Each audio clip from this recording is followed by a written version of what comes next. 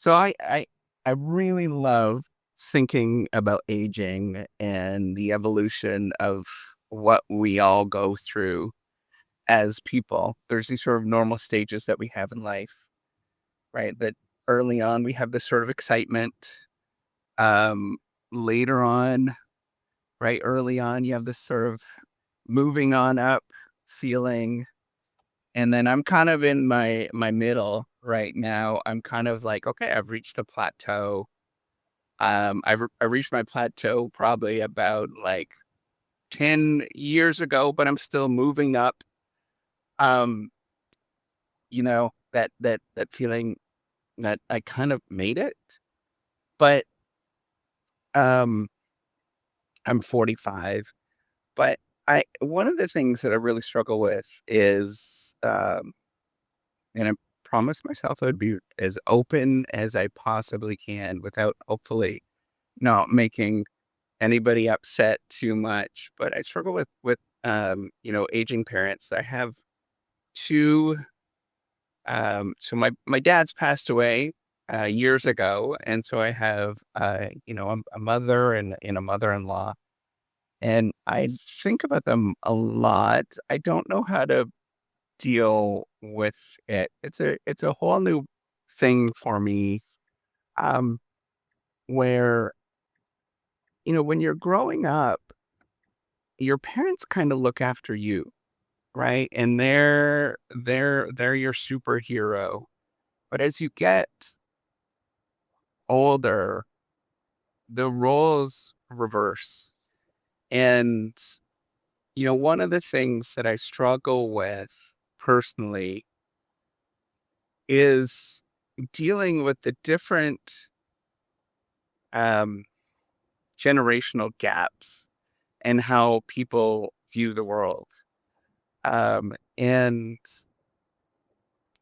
I should be as open as honest. My mom, who is still alive and she listens to this, I really struggle with sort of placing how to say this. She's of an older generation, even for her generation.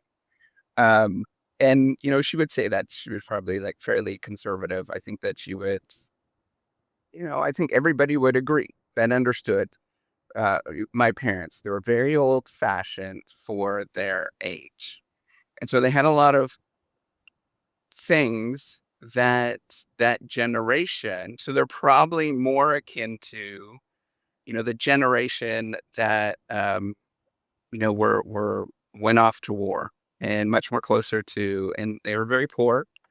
My parents were very, very poor, on both sides. My dad was an immigrant, Polish immigrant, had no money, and my mom, her mom was a orphan. They really didn't really have money like you'd think about today. There was like no generational. The reason why my grandparents probably didn't die of dire poverty on my mom's side was because that they had a small amount of money coming in from a military pension from my grandpa that went off to war. But they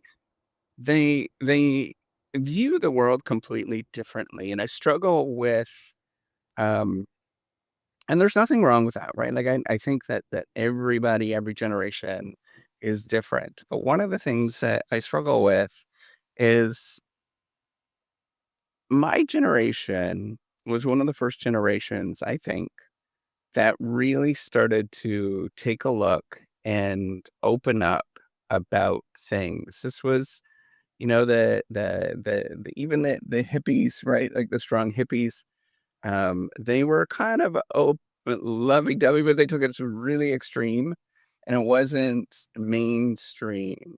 It wasn't until probably those hippies started raising people in the 80s. I grew up very much, my childhood was very much in the 80s. And, all these kind of hippie types were sort of infiltrating education and things like that. And it was good, right? Because some of the things that I think are really not an issue to me, the older generation, my mom still struggles with, I think a lot of the older generation still struggles with of, accepting some things, like sometimes you just need help. Um, it's okay to ask for help. It's okay to go see a therapist. It's okay to, do all of these kind of things that is open, and there's a huge infrastructure behind it. But I think the older generation struggles with that a lot. And I'm not like a lot of people that I know, um, they hold things in, right? Like if you watch one of my favorite shows that I watch over and over again is Modern Family. And it's this show about the sort of eclectic nature of all the different generations and all the people sort of struggling together. And there's this guy who was uh, the old dad that's there, and you see the tension. So he's probably in his 70s on the show, in his late 60s, 70s in the show, and you see the real tension of him battling the that you have to square your shoulders, get back up, don't tell anybody about anything that's going on, and really it's on you. And, you know, one of the things that we struggle with, and I'm not, again, it's nothing to blame. It's myself. This is where this is going to go to, is that the generation is different because that they don't do that. They just fundamentally don't do that. They will say, I will not, talk about my feelings and all of that kind of stuff, hold it in. And what ends up happening, at least, where I can, again, this is where it's going, it's on me, um, where I can see that I would do things differently because I know it's been helpful for me and it's helped out for me. One of the things is being an educator and being a professor is that I try to look at as best as I can, right?